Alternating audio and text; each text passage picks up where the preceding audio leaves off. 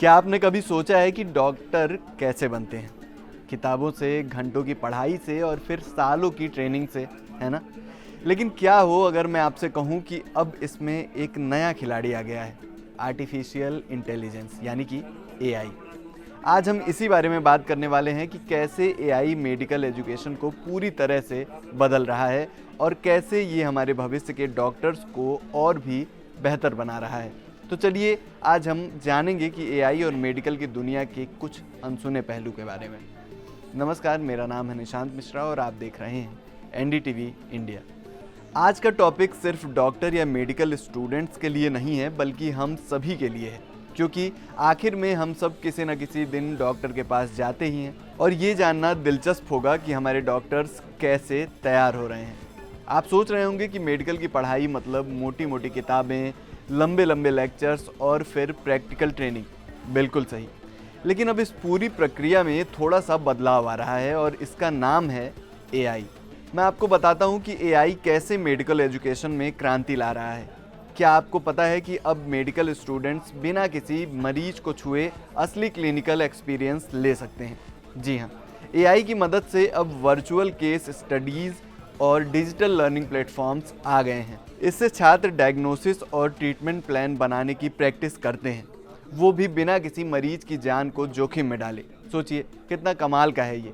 उदाहरण के लिए डीएक्सआर क्लिनिशियन जैसे एक AI based virtual acquiree system है जो छात्रों को वर्चुअल मरीजों के साथ इंटरैक्ट करने सीखने का मौका देता है। ये वर्चुअल मरीज बिल्कुल असली मरीजों की तरह व्यवहार करते हैं। दुनिया के टॉप मेडिकल स्कूल भी एआई अपना रहे हैं। सिर्फ इतना ही नहीं, दुनिया के कुछ टॉप मेडिकल स्कूल जैसे ड्यूक यूनिवर्सिटी और स्टैनफोर्ड यूनिवर्सिटी अपने छात्रों को मशीन लर्निंग और डेटा एनालिटिक्स सिखा रहे हैं। अब बात करते हैं एक और बड़े बदलाव की, सर्जिकल रोबोट्स।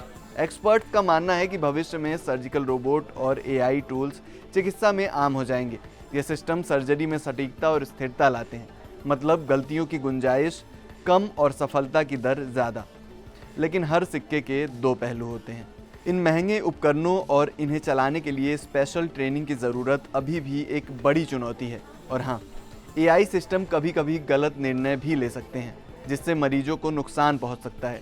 इसलिए डॉक्टर्स और स्टूडेंट्स को एआई की सीमाओं और संभावनाओं को समझना बहुत ज़रूरी है, ताकि वे इसका सही इस्तेमाल कर सकें। डेटा सिक्योरिटी के मुद्दे।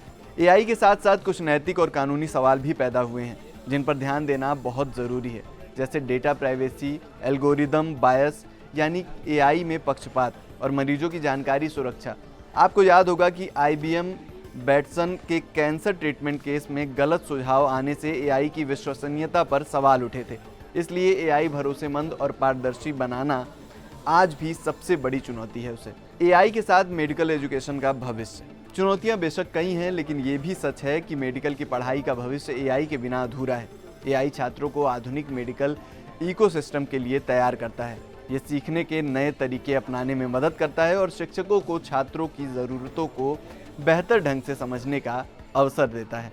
आने वाले समय में मेडिकल स्टूडेंट्स, टीचर्स और डॉक्टर्स सभी को एआई को समझना, इसका सही इस्तेमाल करना और इसके नैतिक पहलुओं का पालन करना सीखना होगा।